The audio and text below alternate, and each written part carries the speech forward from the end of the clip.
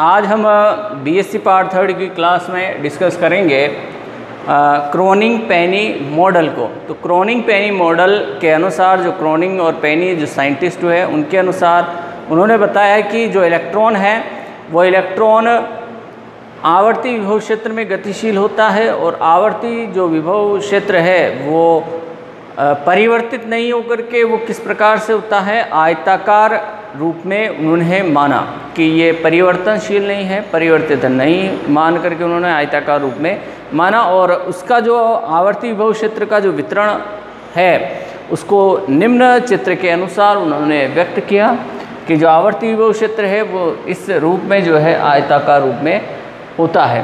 तो ये इस तरफ विभव Vx और इस तरफ जो डिस्टेंस है, डिस्टेंस के अकॉर्डिंग जो है x दूरी के अनुसार जो है विभव में परिवर्तन, और विभव का जो अधिकतम मान है वो v नोड के रूप में यहाँ लिया गया है। अब इससे आगे हम इसको बढ़ाते हैं टॉपिक को। ये डायग्राम है, इसका जो विभव आयताकार विभव है उसका ये इस तरह से जो है इसका डायग्राम है। अब जो ये डायग्राम हमें दिख रहा है इस डायग्राम के अनुसार हम विभव का जो मान है, विभव जो क्षेत्र है उसको लिखते हैं। तो आयताकार विभव का जो क्षेत्र है वो निम्न तरह से रहेगा, Vx is equal to 0। Vx का मान 0 रहेगा यदि 0 से बड़ा है x और a से छोटा है। इस बीच में जो विभव का मान देखें तो विभव का मान कितना है, 0 है। तो 0 से बड़ा है x और a से छोटा है, उस कंडीशन में विभव हमारे पास 0 के रूप में है। और -b से 0 के बीच में देखें तो विभव हमारे पास Vx इज इक्वल टू वो v नोड के रूप में है। कहाँ से कहाँ तक, -b से बड़ा है x और इज़ लेस देन टू 0 की कंडीशन में। तो ये हमारे पास जो विभव क्षेत्र है उसके लिए वैल्यूज़ फाइंड आउट होती है। विभव क्षेत्र के मान निम्न प्रकार से रहते हैं। अब जो क्वांटम यांत्रिकी है, क्वांटम यांत्रिकी के अनुसार एक विमीय काल अनाश्रित जो श्रोडिंगर समीकरण है, काल अनाश्रित जो श्रोडिंगर इक्वेशन होती है, काल अनाश्रित विभव क्षेत्र में जो m द्रव्यमान और E ऊर्जा वाले जो पार्टिकल हैं वो गति करते हैं और गति करते हुए जो काल अनाश्रित श्रोडिंगर इक्वेशन है उस काल अनाश्रित श्रोडिंगर इक्वेशन के द्वारा उनको व्यक्त किया जा सकता है। तो काल अनाश्रित जो श्रोडिंगर इक्वेशन है उसको हम इसके पदों के रूप में देखते हैं। तो वो क्या होगी काल अनाश्रित श्रोडिंगर इक्वेशन। तो दोनों क्षेत्रों में जो श्रोडिंगर जो समीकरण है वो निम्न प्रकार से रहती है। देखिए हम देखते हैं कि क्या रहेगी इक्वेशन। तो सबसे पहले हम इस क्षेत्र के लिए देखते हैं कि इस क्षेत्र के लिए काल अनाश्रित श्रोडिंगर इक्वेशन क्या रहेगी। तो इसे लिखते हैं हम डेल स्क्वायर, तो d square psi1 upon dx square plus और 2m upon h cross square. अब यहाँ हम 2m upon h cross square, हमने जो हमारी पिछली क्लास में श्रोडिंगर इक्वेशन देखी थी, तो 2m upon h cross square e minus v note Sai के रूप में लिखते हैं। अब यहाँ Vx यानी कि जो विभव का मान है वो 0 है, तो e माइनस 0 तो यानी कि वो e ही रहेगा। तो यहाँ हम सीधा सीधा 2m e upon h cross square is equal to 0, ये हम फर्स्ट कंडीशन के लिए, और साथ में psi1 इज इक्वल टू 0, ये इस फर्स्ट कंडीशन के लिए हम श्रोडिंगर काल अनाश्रित समीकरण ले रहे हैं। किस कंडीशन में, 0 से बड़ा है x और a से छोटा है, इस स्थिति में। ठीक है, तो ये इक्वेशन हमारे पास इक्वेशन नंबर 2 के रूप में हमें फाइंड आउट होती है। इसके बाद जस्ट हम देखते हैं इस सिचुएशन 2 के लिए D square psi 2 upon D x square plus 2m upon H cross square. और यहाँ चूँकि विभव Vx को हम V नोड के रूप में लेकर के चल रहे हैं, so E minus V naught psi 2 is equal to 0। ये सिचुएशन है माइनस b से बड़ा है, छोटा है x से, और ये 0 से छोटा है। इस सिचुएशन में ये जो हमारे को समीकरण मिली वो इक्वेशन नंबर 3 के रूप में रहेगी। अब देखिए यहाँ पर हमें जो पद मिल रहे हैं 2m e upon H cross square और 2m upon H cross square e minus V naught. तो यहाँ हम देखें इन्हें हम कॉन्स्टेंट अल्फा स्क्वायर और बीटा स्क्वायर से इसको हम रिप्लेस करेंगे। तो देखिए कैसे कर इनको हम रिप्लेस करने वाले हैं।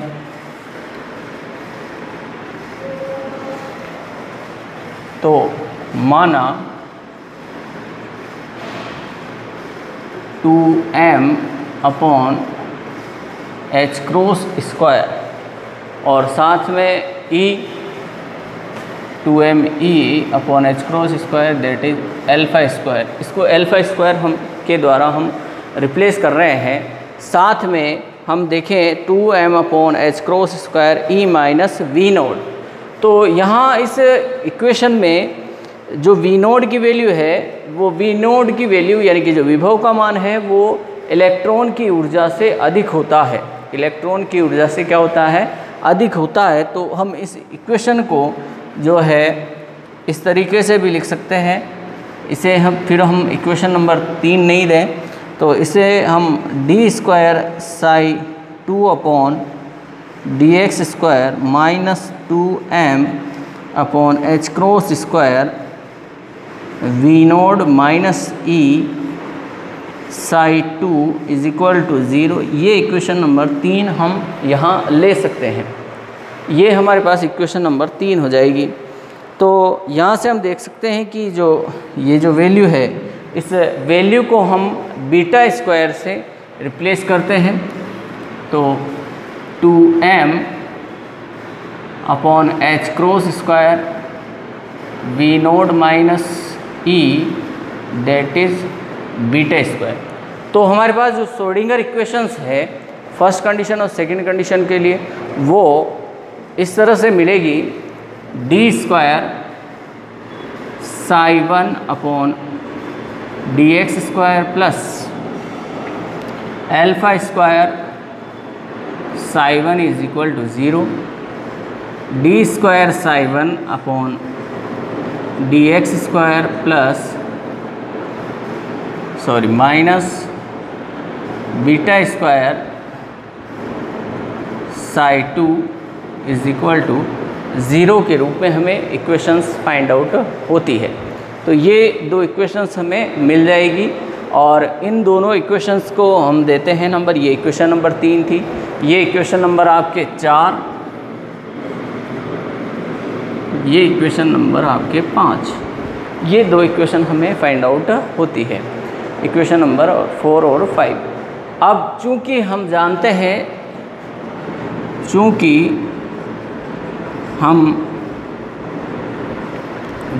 हैं कि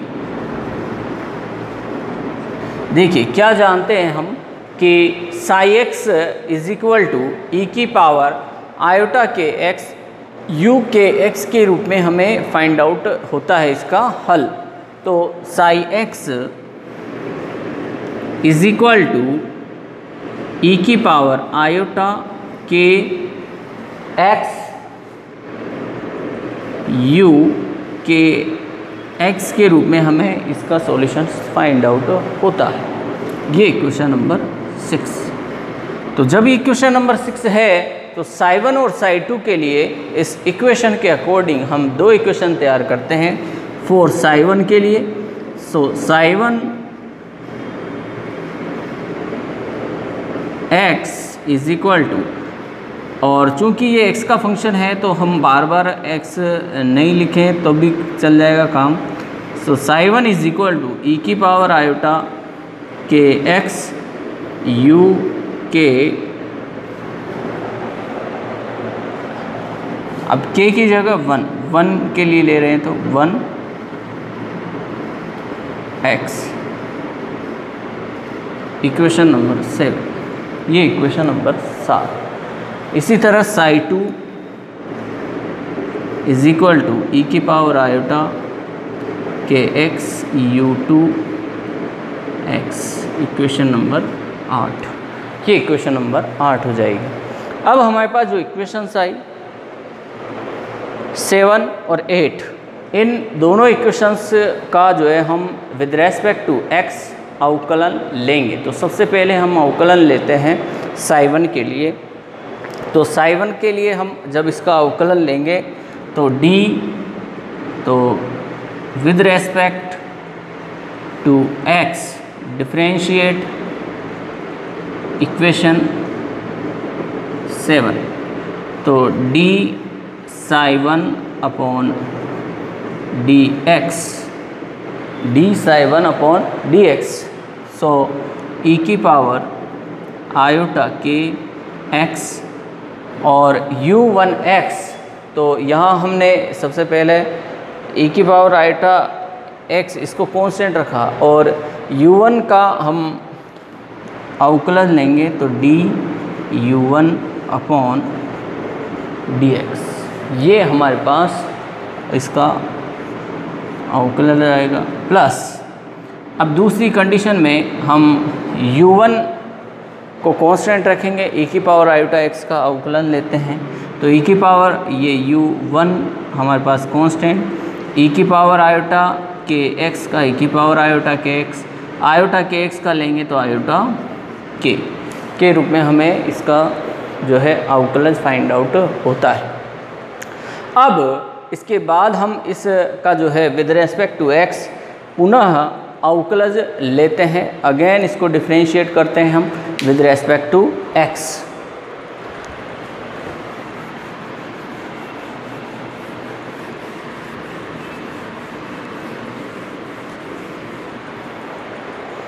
सो अगेन डिफरेंशिएट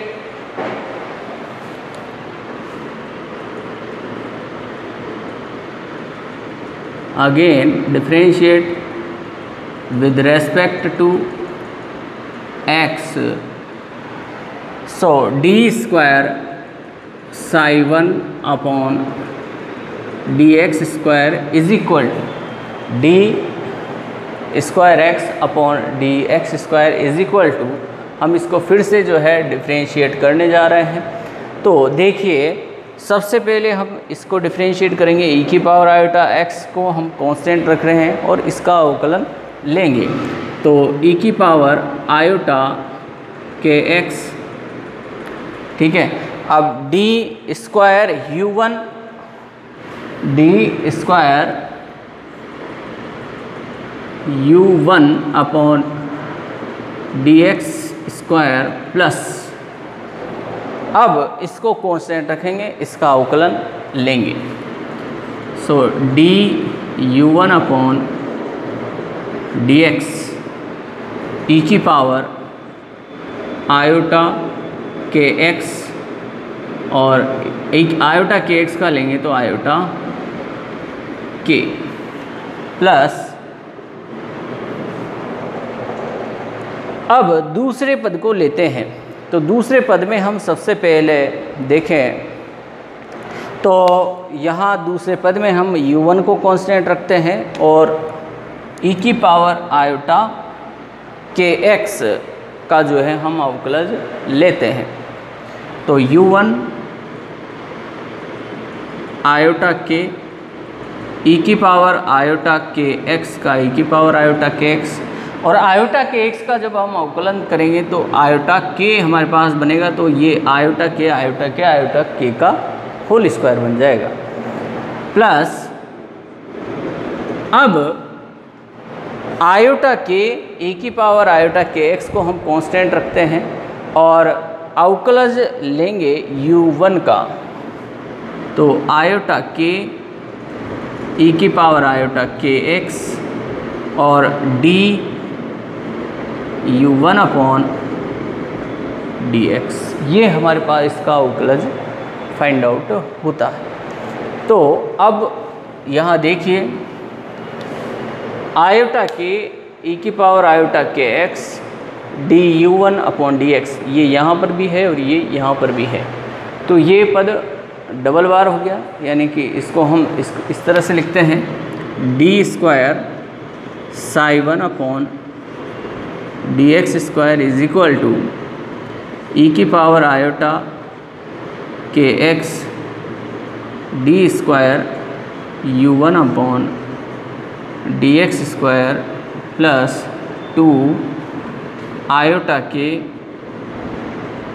ई की power iota k x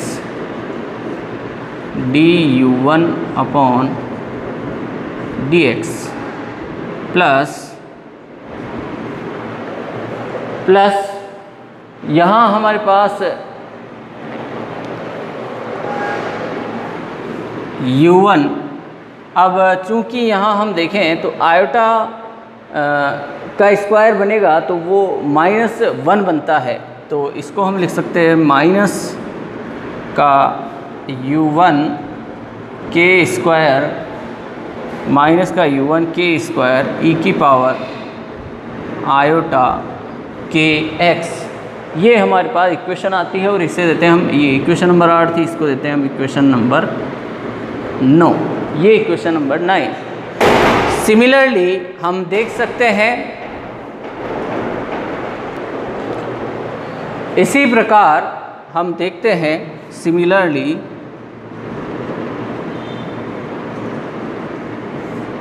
Sai 2 के लिए कंडीशन कि साई 2 के लिए किस तरह से हमें इक्वेशन फाइंड आउट होगी, तो d square psi 2 upon D x square is equal to e की power iota k x d square u2 upon D x square plus 2 iota के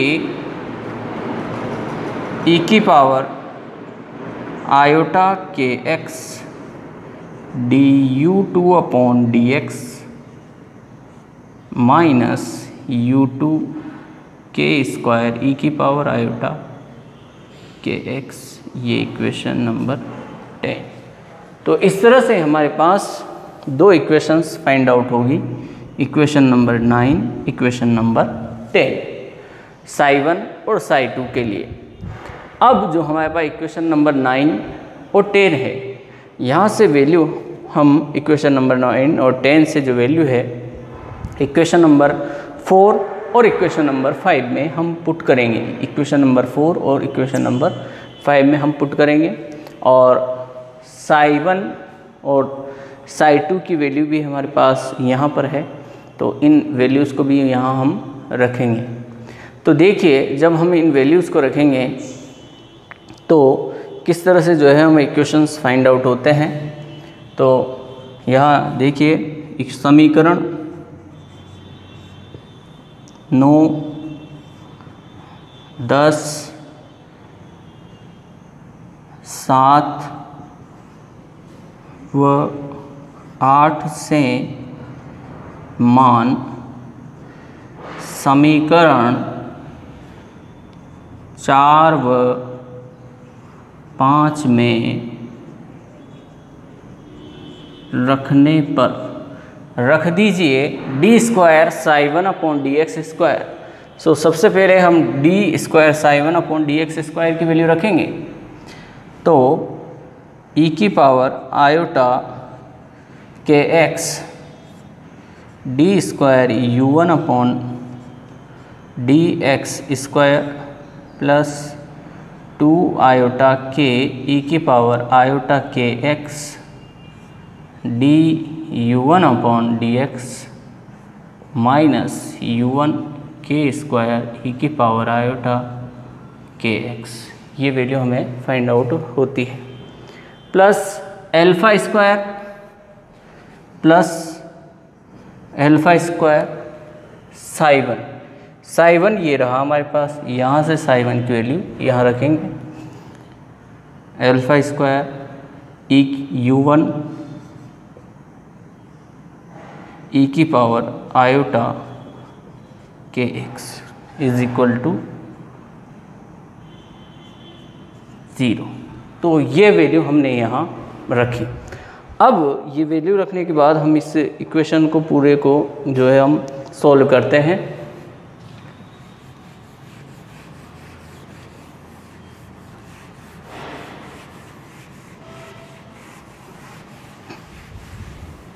तो देखिए यहाँ e की power iota k x, e की power iota k x, e की power iota k x और e की पावर आयोटा के एक्स, सभी में से हमारे पास e की पावर आयोटा के एक्स जो पद है वो कॉमन आएगा। तो यहाँ e की पावर आयोटा के एक्स पद को हम सभी में से कॉमन लेते हुए इसको सॉल्व करते हैं। तो सबसे पहले जब इसको कॉमन लेंगे तो हमारे पास सबसे पहला पद बनेगा d square u1 upon D x square, d square u1 upon D x square plus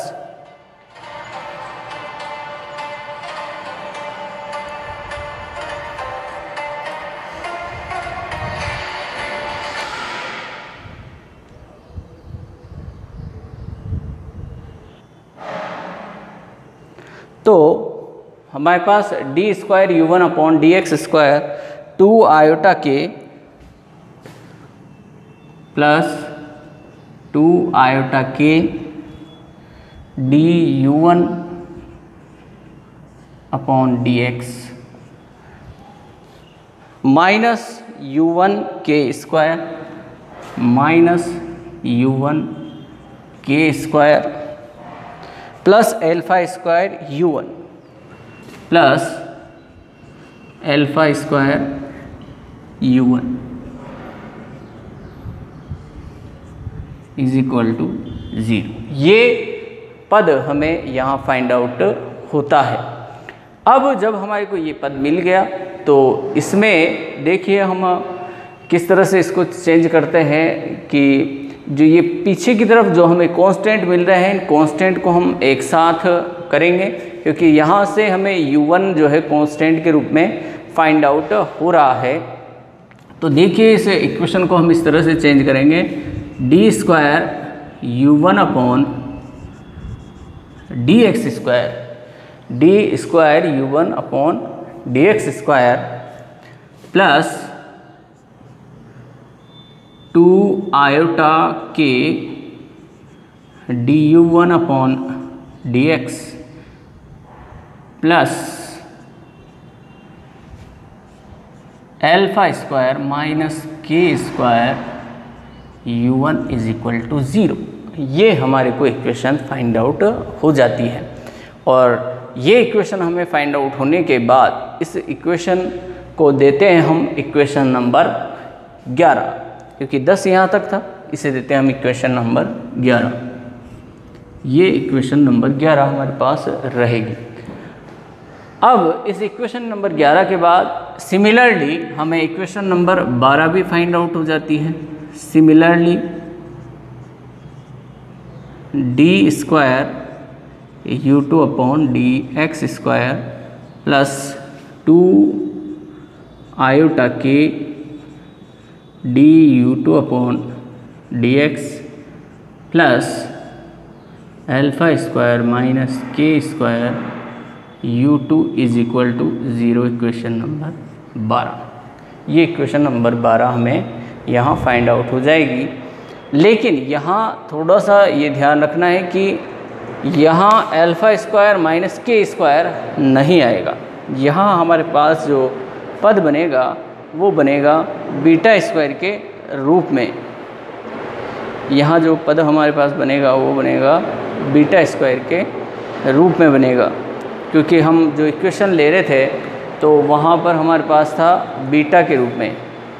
तो यहाँ ये बात हमें ज़रूर ध्यान रखनी है कि यहाँ बीटा के रूप में, क्योंकि हमारे पास d square psi 2/dx² minus beta square psi 2 था। तो यहाँ ये बात ज़रूर ध्यान रखें, यहाँ जो पद बनेगा ये कांस्टेंट पद, ये बीटा के रूप में बनेगा।